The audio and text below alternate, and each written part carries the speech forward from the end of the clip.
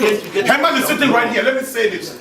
When Herman met me in my house, I asked this same question because he represented the NCDA that he says represents the village. And Herman did not know who is the Tumfo of Nkwen in America. Please. He is sitting right here. His ignorance should be informational. Okay, but he represents the NCDA that is supposed to be the Nkwen structure. That's the chair. Please. What I'm saying is this.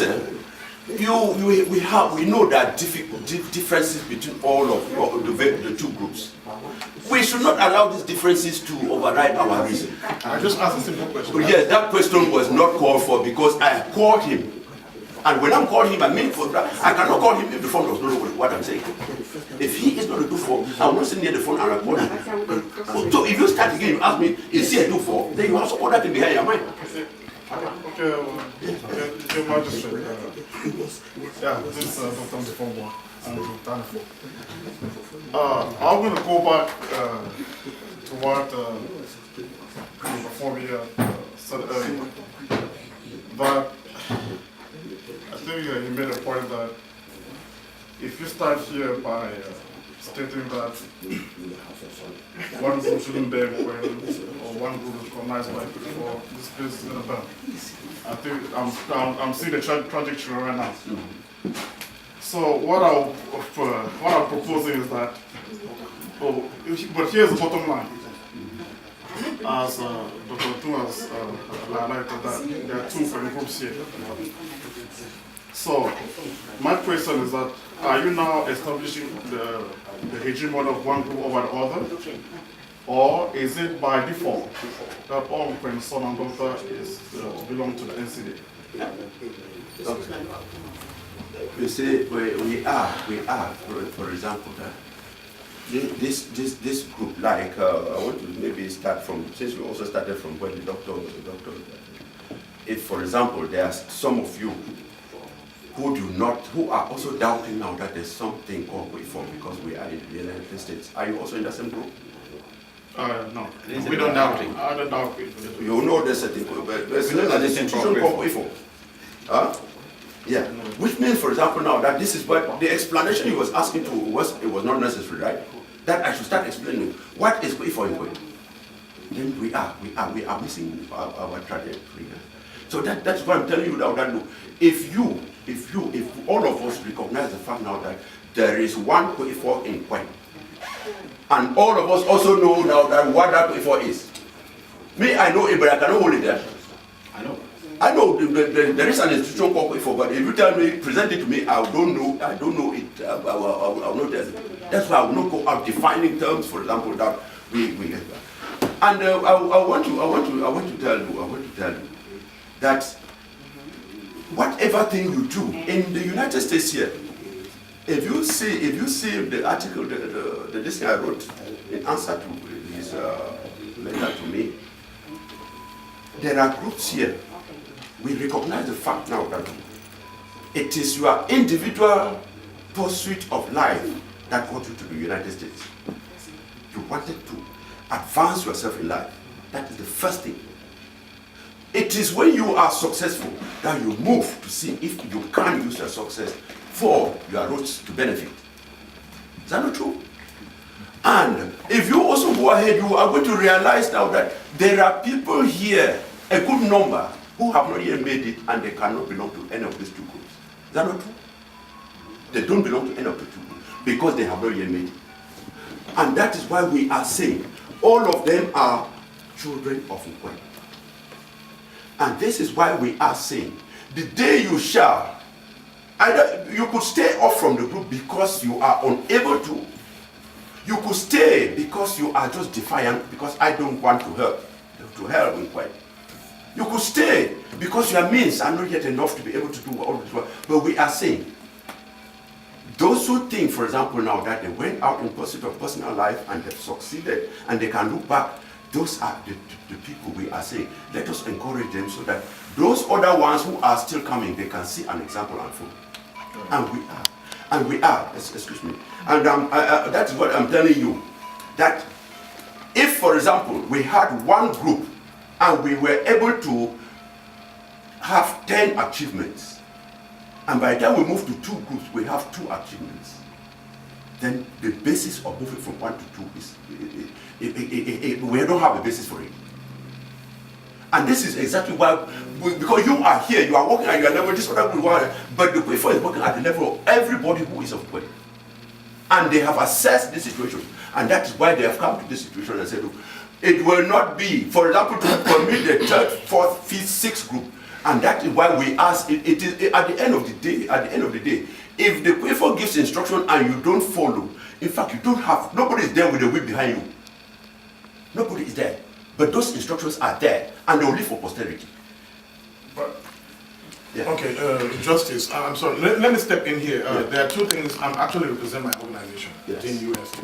And when I judge from the premise of your discussion about NCDA, you said NCDA was designated by Nkwen to represent all government, and you know quite well from what Dr. Wakmukara just said that NCDA-USA invited the fund to the United States, and then by discretion or something, they decided that okay, since when you arrive here in the USA, you can also see the underprivileged children. I don't know the description. That's a contradiction between NCDA that you know, because we would have liked to hear that the Nkwen children in the United States invited Nkwen, because whether you like it or not, whether you belong to NCDA or not, you belong to DIN or not, you are Nkwen child. I want you to draw a line of that demarcation and show which category of people that are designated or by any method belong to the NCDA that is a Nkwen's tool to rule here, and the other people who don't belong that you decided to extend a meeting to them out here. Yeah. The first thing is that if you, like I had defined the functions of this group that I'm representing here. I ended at 2. Because I said, advise the fund. Secondly, it was to meet the pressure groups that represent Nkwen anywhere. The third of those responsibilities is to document a constitution and the traditions of Nkwen. And that the process is on. To document everything now that concerns Nkwen, as to how do you enthrone the fund, how do you celebrate the death, how do you, all of this one. The language committee is even going so far. You might have seen some of the books now that they're doing. It is, they have already been authorized to go ahead and do all of those things. And we are saying, these invitations for the fund, it was not even just one invitation. At the time these invitations came for the fund to come here, there were 2. But at the time, for example, now that this one, the fund was expected to be here in April, he could not. The same Nkwen now that we know, it could not permit him to come out in April. That's why that of April. But for him, he accepted both. But when you table it before them, and you have to wait till 2 weeks ago to give him permission to be able to go, you see, they can ask him not to go out for 1 month, and he will never do it. That is why, maybe some of us may not even understand. I'm sorry to cut you short, Justice. Herman is sitting right here. He's my younger brother. He came to my house. We spoke lengthily for hours. One of the things that I asked him, and I addressed it in the memo to you, as a representative of the Traditional Council, was who invited the fund. It is not because we were objecting or we were in any way trying to object the invitation of the fund, but we wanted to know so that many things can follow. You know, when you invite, because the fund, his father, our late fund had been here. We've done a lot of things that you just said.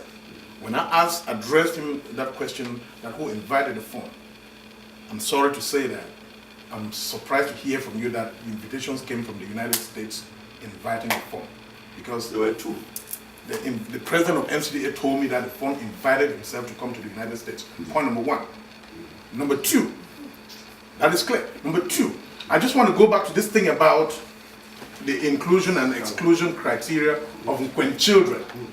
Nkwen children, I'm here today, I'm traveling from Maryland, if I'm going to permit your Royal Highness to know, it's like traveling from Cameroon to France. I was informed for the 8 hours to fly here for this meeting. This is not anything that is my private business or my private family. It's the love for my village. We have exercised this. All these people sitting here, some of them have called off their jobs. I arrived here last night. They called off their jobs to be here and Nkwen children.